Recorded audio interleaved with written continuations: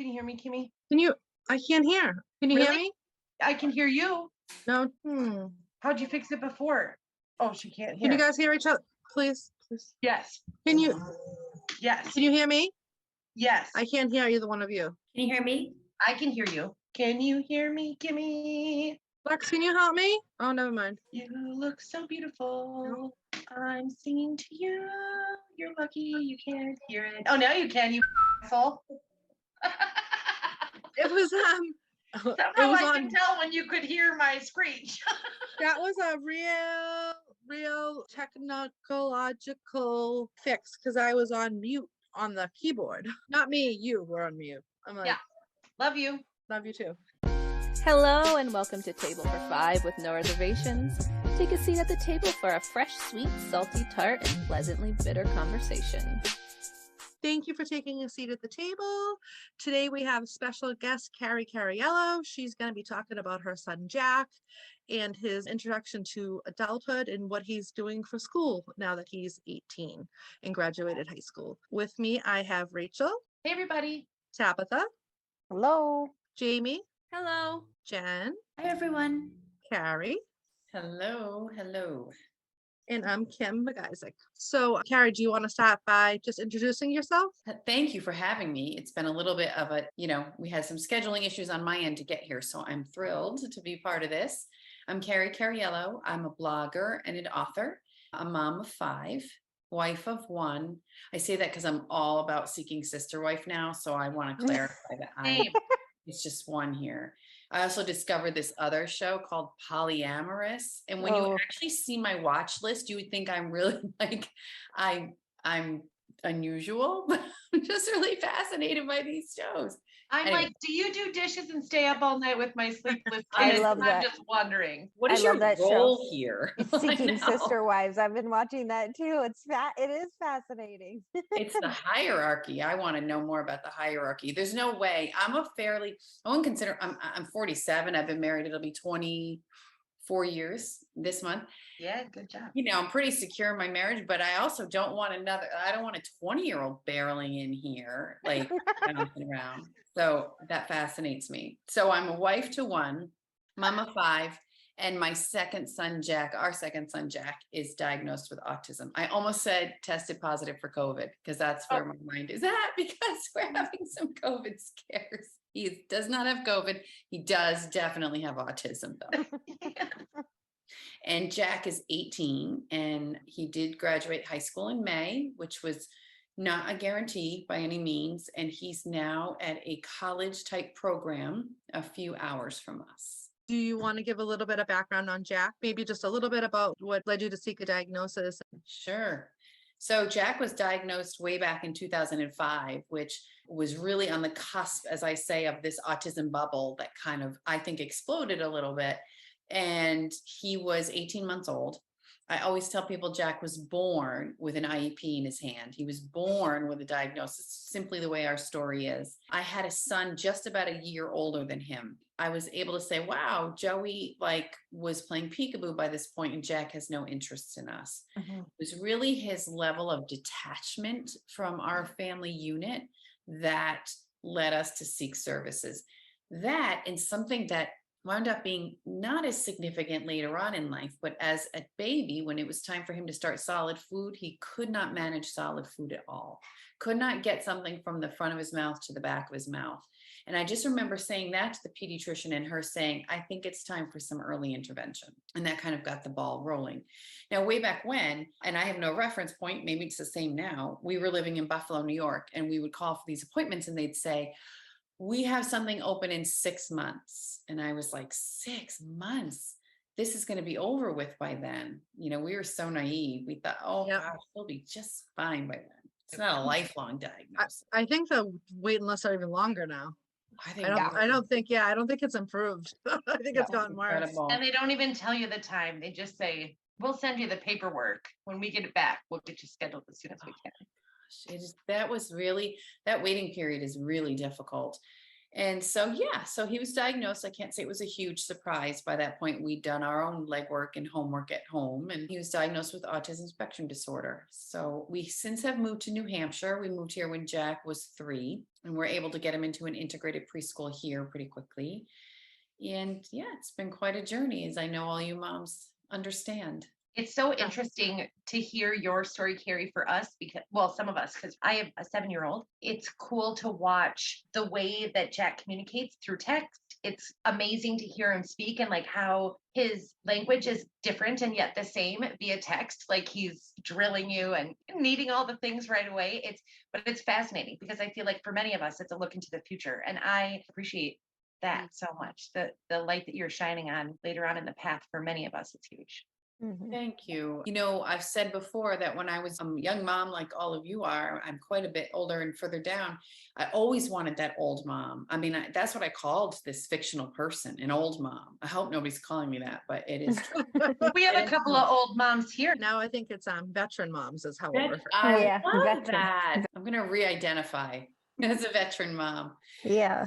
It's But- great for us who, like for me, my daughter, Nora, who's autistic, is 3.5. And then my son is 6, who is also autistic.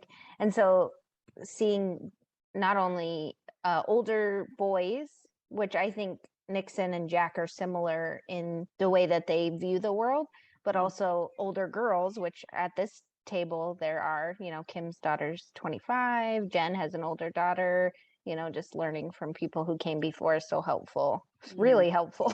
Thank God for the internet. Really. Truly, I'm glad to hear that. It's a pleasure to share our story, but it really, when I see other people find themselves in it, that's very like rewarding, and I'm always deeply honored by that. And yeah, I always wanted that crystal ball, which unfortunately doesn't exist. And I wrote a little bit this week about maybe it's a good thing because we would focus so much on the outcome. This is an aside from autism, but I'm really trying to do some work personally and not getting so attached to outcomes. I talked about that on my live. I'm a person who figured out how the ending was going to look and then sort of worked my way towards that, whether positive or negative. I tell a story about how my husband and I were invited to a party a few weeks ago, and his mother was really sick. And I thought, I know how this is going to go. He's going to go, maybe he'll have a couple of drinks. I'm going to wind up driving him home. This isn't the night I wanted. I don't know if I want to go to this party. And then I become so attached to that I almost in some ways maneuver the universe to make it happen. Instead, and this was really hard for me, it's hard work. I said, no, I have a really nice dress to wear. I want to dance with my husband. I like all the people at this party. I like to eat good food. And then I verbalized it to my husband. This is what I would like the night to be. And that's exactly what it turned out being.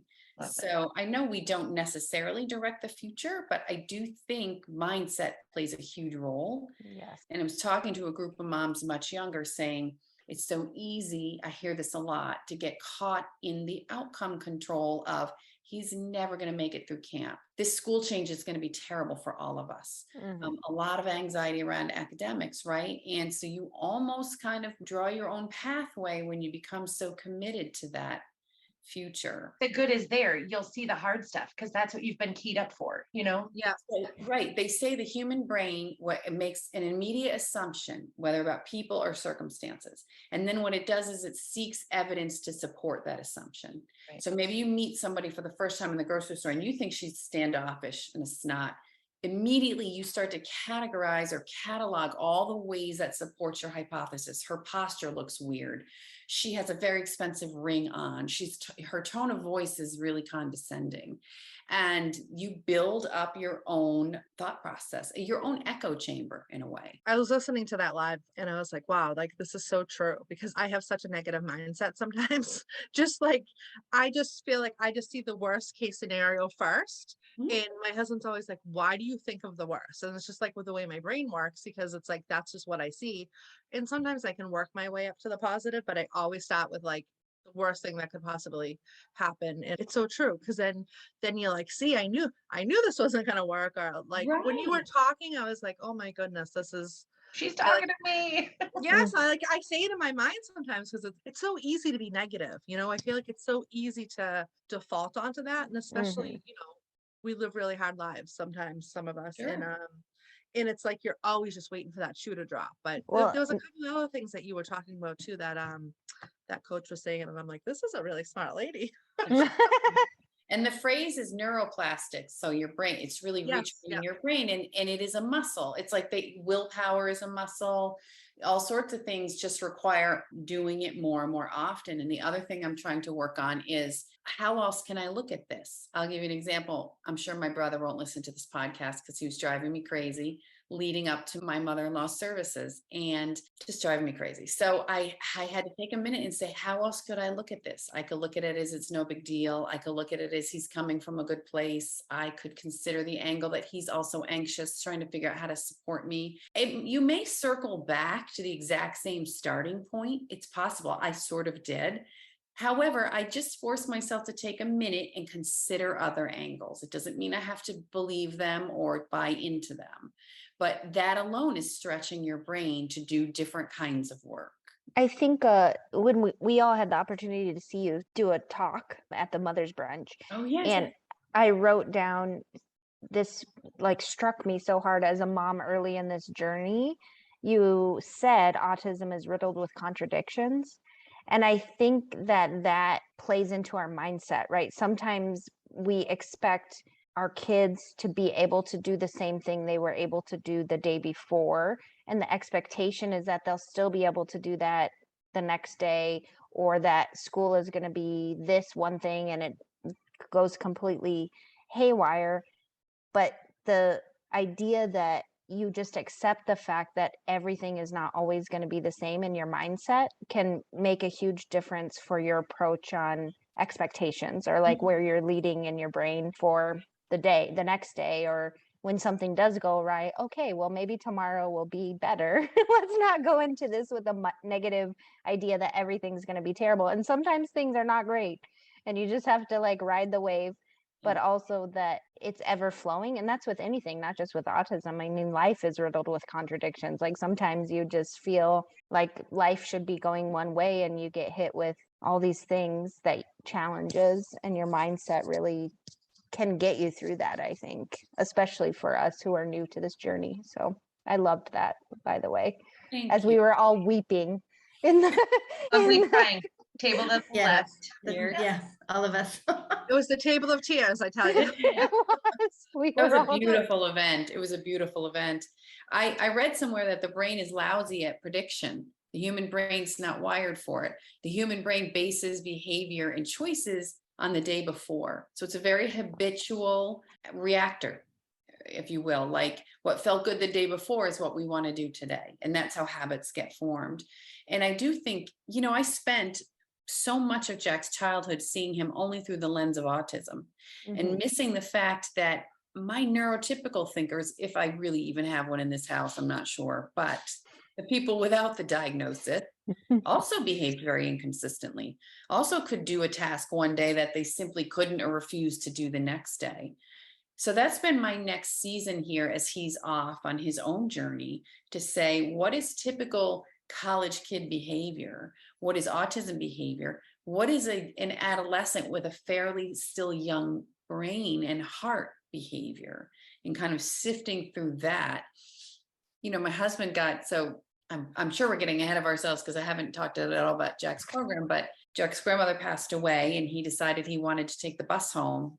He was taking that bus home, and he ordered his ticket. He went online and did a round trip ticket, and it was like $34 one way, $43 the other. I'm paraphrasing, but the Uber to the bus station was $40. And so my husband was like, now he doesn't know, the cost of money. I'm like, but that's a typical college kid thing to do. Like, it's $40. Oh, yeah. Right. An Uber, yeah. In an Uber. And so never mind, like it was 6 blocks away. I don't know what happened with that. I have to look into that more, but we're still navigating that territory to see what Jack is choosing to do, what he's capable to do, and what is simply out of his reach right now. One of my favorite examples of that you brought to your page, Carrie, was the umbrella that he purchased when I think he was like a week or two into school, and he had walked to the Walgreens. 2 days. Okay. Yeah. And he had gotten there. He had checked his weather app. He's, like trying to adult and like take ownership of the things and what will I be facing this week and how can I navigate it? And then he got the gold plated umbrella or whatever from the Walgreens. But I just cried when I read about it because the thought that goes into it, the execution of realizing that tomorrow's going to rain, this is what I need, this is what I don't have. I mean, what a win. It's also like a $40 umbrella. It's so true, but it's controlling what Jack can control. And that's what I have to Right. remember. Yeah. So he felt out of control on a few fronts that day, I'm sure. And he thought, let me control what I can. And, we talked about a budget, just like we did with my oldest before college. And this is their money. This is all Jack's money. Yeah. So I'm sort of treading lightly. And he decided on $100 a week. To back up, we do have guardianship of Jack. And that was quite a process that was really difficult for us. There's a lot of this stuff I could be managing for him based on the guardianship paperwork, his medication. Truly, I'm pretty much in charge of that. And yet he's the one, he found the closest Walgreens. He changed the address in the health portal. He just texted me to let me know he messaged the doctor because when he only has a couple of pills left, he has to give a heads up for this one medication he's on. So I'm trying to give him as long of a stretch as he can, and he's going to make mistakes. Yeah, and they all do. All my Right. kids do, So can you quickly summarize his high school experiences? I know that Jack was able to get a job, and I think that people are very interested in that. I loved hearing those stories. Can you go back a Sure. little further though? Because he had some hard elementary years, didn't he? Yeah, he had Middle, it right? really hard. I would say anxiety in first grade was our first woke up moment. Woke moment. I'm too old to say that. It was when our eyes were opened, things were not going so smoothly. First grade, tremendous crushing anxiety that led us to some medication. And so first grade was almost a washout for him because he just really didn't take in much information at all. The rest of this elementary school year settled down, but sixth grade, that perfect storm of puberty, the changing social landscape we call sixth grade middle school here. I know it's different for everybody, but that changing social landscape, he really had no friends. We had some evaluations done that uncovered he was learning at maybe a second grade level, but this is in sixth grade. And I remember the evaluator, the doctor said, this is like everybody else around you speaking French, but you only speak 2 or 3 words. And he's frustrated. He knows everybody else speaks French and he doesn't. He's aggravated. He's overwhelmed. He's really out of sorts. And then you add in puberty on top of that. And his body was changing in hormones. And so we wound up getting an out of district referral in sixth grade, the end of sixth grade, which is pretty difficult to do. And he became a little aggressive. I mean, I say a little, but really he became aggressive. He bit a teacher. He kicked another teacher. He talked about knives. He talked about making it all go away. It was a really tender time in our family because I remember Joe and I hiding the knives really up high and just trying to keep his spirit and his body safe. So we wound up getting this out of district referral. So for the remainder, 6th through senior year, he was in high school in a very small setting. There were 8 kids total in his program with 4 adults. And it was 8 kids. Yeah, it was really small. We toyed with the idea of bringing him back to our home district school, which was really large. And so it was sort of like Goldilocks. There was no perfect setting. But he was settled there. They understood him. And the important thing was he was learning. Yeah. So he came out with a modified high school degree. He didn't do any SATs or anything like that, but he did achieve a high school diploma. I think that in the end, he needed somewhere to go. We kind of liken it to cocooning. Like he felt so out of control in 6th grade emotionally. He needed to go somewhere small and safe. Where he could regulate again, because research shows us when we're deregulated, we do not take in information. If our nervous system is elevated, I remind myself that all the time when my husband gets mad, that I think now's the time to really tell him how I feel. Yeah. And everything change about the situation. Time and time You be again. careful. The sister wife might out you. He may forget, but she might remember. You be careful. They're young. These young people, they get it. Yes. They're not old school. They haven't been through, 24 years of married fights. like next level. No, we're past dishes and stuff. That now we just want to break each other. Like, yeah. And a newbie, that's so different. So I agree. But even now, you know, when people enter fight or flight, somebody explained it to me. I just loved this. Fight or flight leaves no room for empathy or compassion. Because in your brain, you're actually fighting off like a tiger. That's how elevated you are. You can't stop and feel sorry for the tiger. You can't think he's cute. You can't wonder if he's going to be okay at the end of the day. You have to be all systems go, push this tiger out. Jack still lives probably 70% in the tiger arena, in fight or flight all the time. His nervous system just runs at like an 11. And it's a reminder for me that we are what we call circle backers. So we circle back to whatever triggered everybody. And then we have the conversation after the conversation. And that's the only way change happens in our family. It took me, I've been married 24 years, 23 and a half to learn that. But I'm getting really good at it. It's a new skill. It's a new skill, shiny. So that was Jack's high school. We spent probably 8 months of his senior year desperately trying to find somewhere for him to go after senior year, because And he felt the expectation that he had watched his brother go. So like, that's what you do. That's right? what you do. That's the trajectory you follow. Now, he could have, a lot of readers ask me, could he have stayed until 21 in high school? He certainly could have. I think we were faced with either moving him back to the homeschool, which is hundreds and hundreds of kids that he no longer knows, or keeping him in this very tiny environment.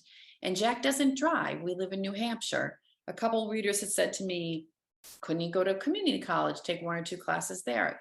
He could have. But I'm going to be really honest. I would have spent my days driving Jack back and forth, which wouldn't have worked for either of us. If he had stayed at the high school until 21, he would have had 2 other siblings graduate before him.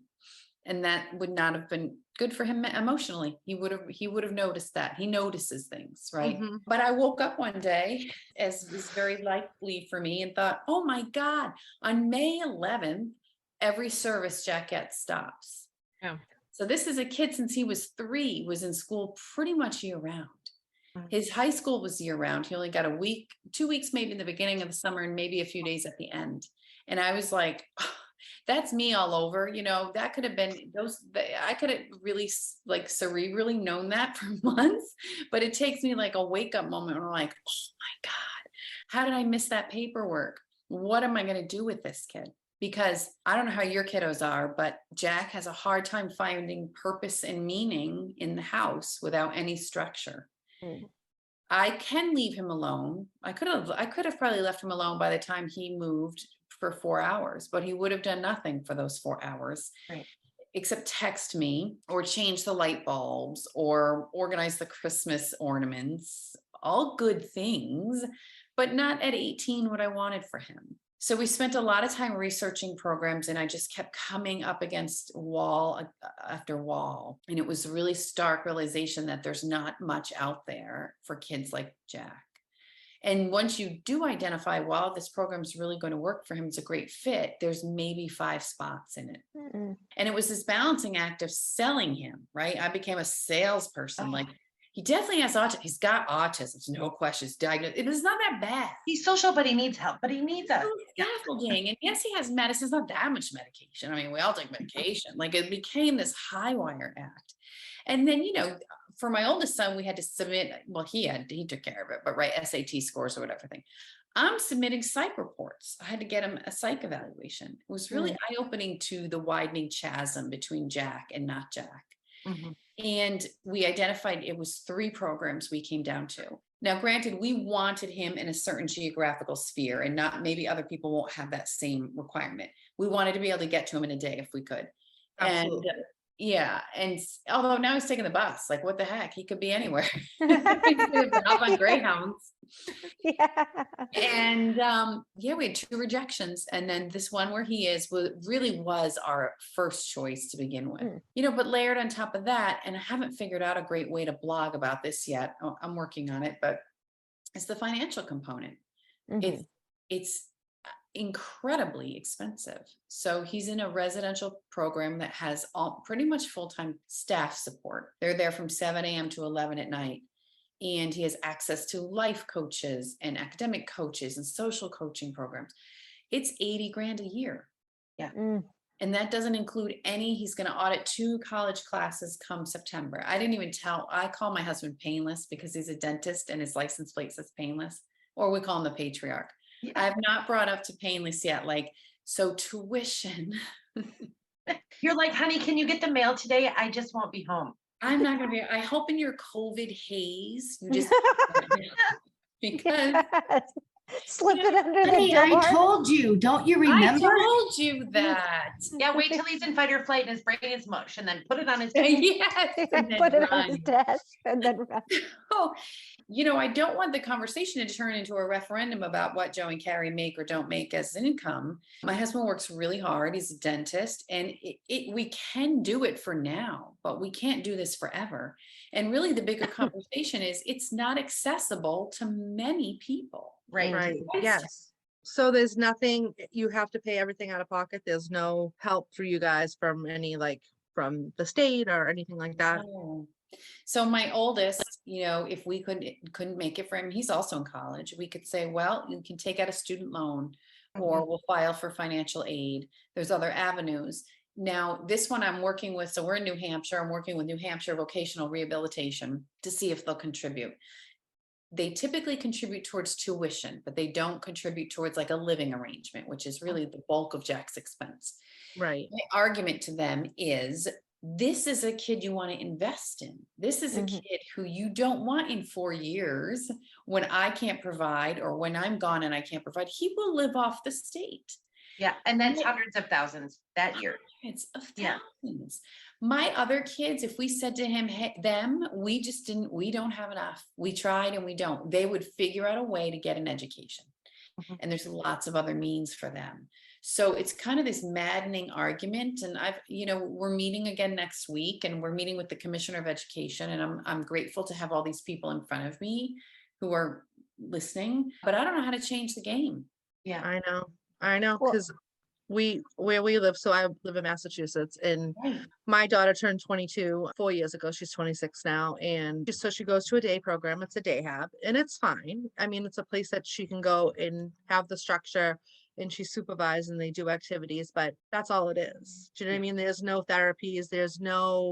There's nothing helping her reach a potential of any sort. It's just kind of, and that's the only option. There's other options for maybe people in different areas of the spectrum that would be job vocation or, housing, but she's not in that population. She's in a very different population. And there's just, I was just flabbergasted. I couldn't even believe it, when we went through it.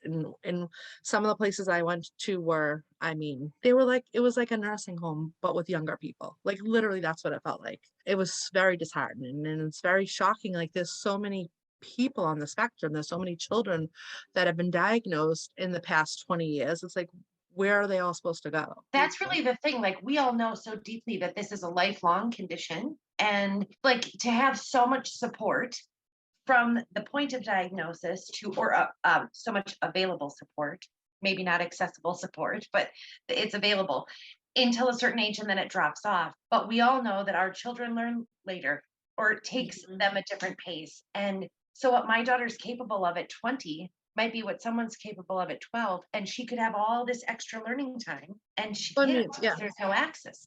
My daughter started saying words at 22. She never spoke.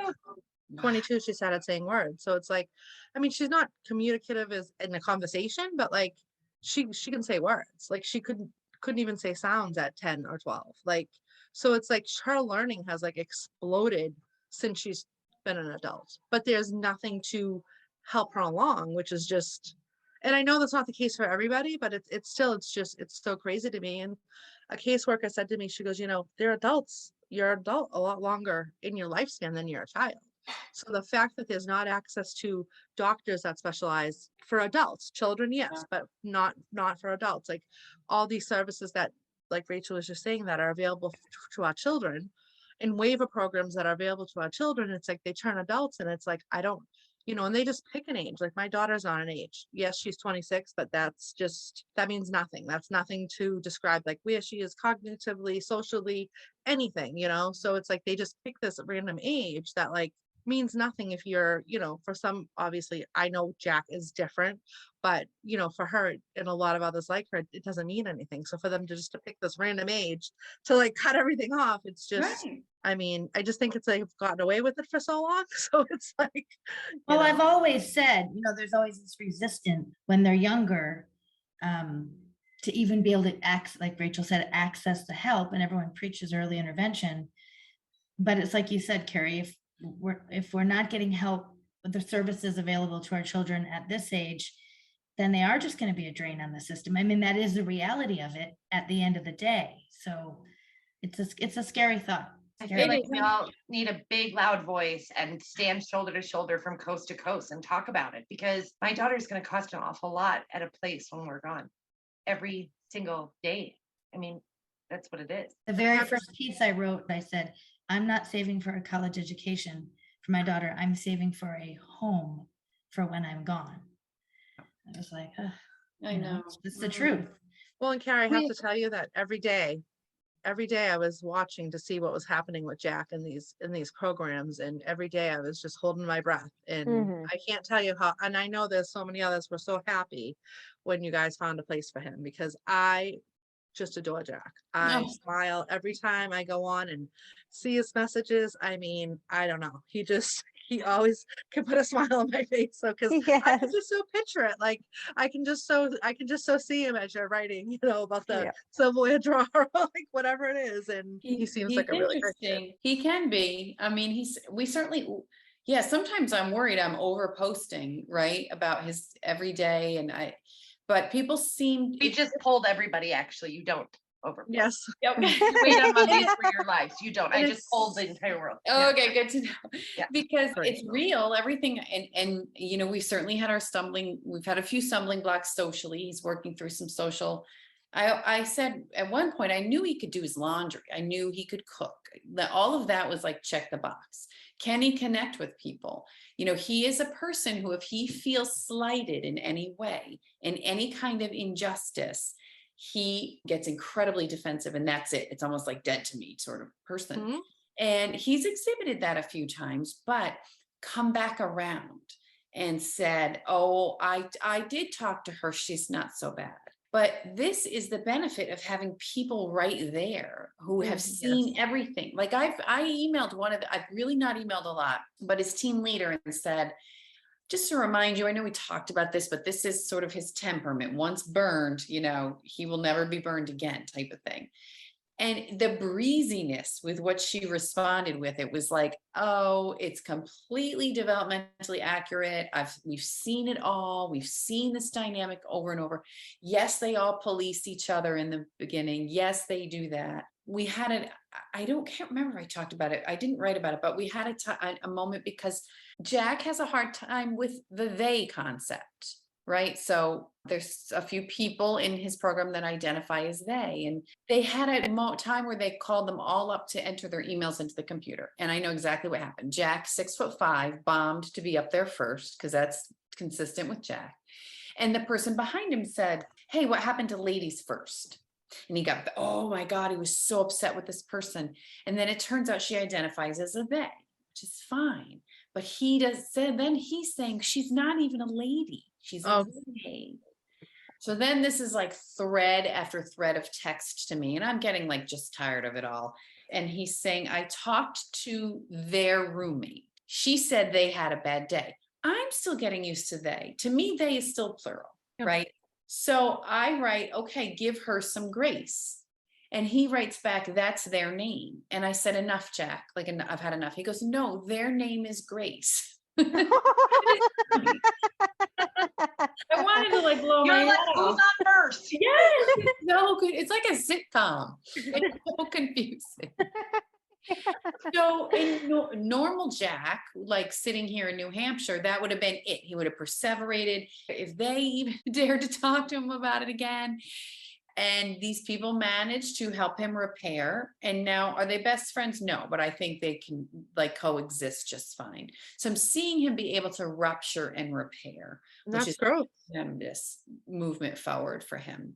That's awesome. So so what's his like day to day like in the program? I know you said he has access to life coaches, and is he mostly working on like life skills and stuff like that? What does he do in a normal day in the program? So they just enrolled him in courses at a nearby college that he'll start in September. He'll start with 2. We were a little worried maybe summer would be too much time on his hands.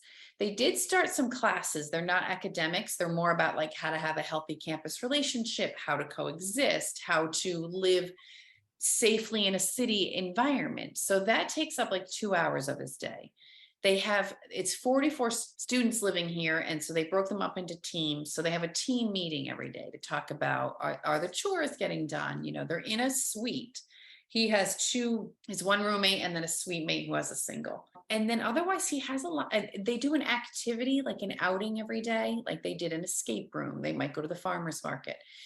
If he sees optional next to it, it's an automatic no. So we're trying to encourage him that it doesn't have to say mandatory for you to go. I mean, this is a kid. I can't emphasize this enough. I know it, Jack. You'll have to keep my feedback, like tell me, because I hope I'm expressing enough what he was like last year versus who he is now. Like this is a kid 3 years ago held my hand in the parking lot. And the other day he said, I'm at the mall. And I said, what mall? How did you get there? Was it an accident? Yeah, he took the bus. He's already figured out the bus system within this city, not only the Greyhound home, but the bus system within this city. And his grandmother passed, and she'd been sick for about 5 months. He knew, it was very emotional, that the last time he saw her would be likely the last time. So he was upset when we called, but I wasn't worried, like we're not there, you know. But I didn't think, oh, we'll just throw him on a bus. His grandmother just died, like get yourself home. Like we were fully prepared to go pick him up. And he was determined to see this piece of independence for himself. The other thing I thought was fascinating is when he texted us, he said, how long do I have to come home for? So that's awesome. It was amazing. Wow. And now, Think about how different that was from like leaving for camp. yes. Yes. Oh my gosh, that program last year. And he has a week off at the end of August, and he's already saying, I don't think it's worth it for me to come home. Oh, Carrie. We had like a 3-day trip planned to Maine because it is very hard to get all 7 of us together. It's really rare now, and that was one of them. Everybody took off of work for these 2 nights in Maine. He starts actual college orientation, so the school that he's chosen, like midway through, he said, I don't think it's worth coming home. But I think he's also like, I spent my whole life waiting for those people, waiting for them to take me to Dairy Queen, waiting for them to take me to work. I don't have to wait anymore. I can get on a bus and be where I want to be. I think he couldn't even visualize it for himself. I mean, how could he? I know. Well, I know you wrote a little bit about how like hard for you, like he's been your guy for 18 years and you've always taken care of him. And at one point you imagine taking care of him forever. So how does it feel? Like, is it hard for you on one hand to like not have him there all the time and not be responsible for everything in his life? For sure, it's a big hole as a mother, because I spoke at some point about, I didn't want my life to revolve around him. It's never how I planned it. It simply was. When you have a diagnosed child, your life revolves a little more around them. And yeah, I was numb for a little bit. And then really with Joe's mother, that sort of took up a lot of space for us. And in a way, people who don't have kids like ours might have a hard time understanding this, but I was grateful sort of he was there and his needs were being met. And I could commit more wholly and fully to what was in front of me at the time. When he came home, he was only home 2 nights. And it wasn't the circumstances where it was like, hey, we're all together, let's do dinner. It was very somber. Then everybody got COVID. 15 of 30 people have COVID. My goodness. It was 15 of 30. 50% of the people. I'm still standing, look at me, I'm like, Carrie. My husband's the youngest of 6. His family is 34. So not quite, I think it's 34. And so 15 of them have COVID. Oh, And we didn't even poll like the 100, all the other people that showed up at these services out of town and whatnot, like the cousins. And yeah, Jack, there's 20 kids in Joe's 20 cousins. So, oh my gosh, the care package sent by his cousins. I know his cousins are really special people. They've really shown up for him and just showed that they believe in him. And he's the only diagnosed kid. It's not as if they, were familiar with this from any of the others. Yeah. So when he was home, he was again at a 12. Our house is a little like shh now. I always say I should wear a blood pressure cuff for when Jack walks in the room. This is not his fault. It simply is who he and I are. I always say, he can only match the highest regulatory system in the room. And since his absence, I realized really I was matching his all the time. Mm. So I'm kind of like trying to discover the space that I live in right now. I do get, he was a huge part of our evening routine, dinner. He helped plan dinner. So I'm trying to get accustomed to a quieter household. And then my oldest, who's making so much noise in the background right now that I can't hear. I need like a strobe light or something. You can't hear him? Okay, good. So he goes back the first week of September. So then I'll have only 3 kids at home. Yeah, it's crazy, right? And it is really. He's gonna send some over. Yeah, I got some to say. I would love a little kid right now. Oh, she says that now. Well, Carrie, we would like to thank you so much for coming on and sharing Jack's story. He's so Amazing. inspirational to so many people. I don't even think you realize the impact that he has on so many other people. And we would maybe love to have you back sometime and talk about this mental health component. I mean, I think these strategies would be very helpful to so many of us. Yeah. Me included. I would love that. I have like a whole list. It's simply a collection of what I've learned through my own therapeutic journeys and all the people I've come across. And I have a notebook where I sort of put it all together because I thought these are the things that have been my guiding lights through my marriage and motherhood. Carrie, I'm not sure how much you hear this. I know you hear that Jack is changing the world, and clearly he is. He darn sure is. But the way that you talk about being a Carrie outside of being a mom and working on your mental health, the tools that you share, it matters deeply. I just don't want that glazed over. We are all very serious about your writing and your sharing and how much impact you've made. Yes. And we want you to know we love all of you. If I could say your last name proper confidently, I would just say your whole troop. Carrie Cariello. In your book, What Colors Monday, you start, I think it's one of the first chapters, you're like, I can't marry you because then my name would be Carrie Cariello. Here I am 24 years into it. Every day I spell looking for another Carrie to share them with. The sister wife would definitely have to be a Carrie. She has to struggle the way I have, I feel. Carrie and Carrie. With a K maybe. C squared. C squared. That's what my kids call me, C squared. To let you know the level of respect that runs through our house. Oh, well, thank you everybody for listening. You can check Carrie out. Do you want to tell people where they can find you? Sure. I am at carriecariello.com, and on Facebook I'm at What Color is Monday, and then Instagram, I'm pretty new to Instagram, can't get any traction there for whatever reason, but that is Carrie_Cariello. Yeah. Awesome. Thank you everybody for tuning in, and we'll see you next time. Thank you. Thank you. Thank you for joining us at the table for this episode of the Table for Five No Reservations podcast. Join us next Monday for more, and while you wait, make sure to check out our content on Facebook and Instagram. If you are enjoying the podcast, make sure to subscribe and rate and review us wherever you listen. To contact us, you can email us at tablefor5podcast@gmail.com. We can't wait to sit with you again. See you next time.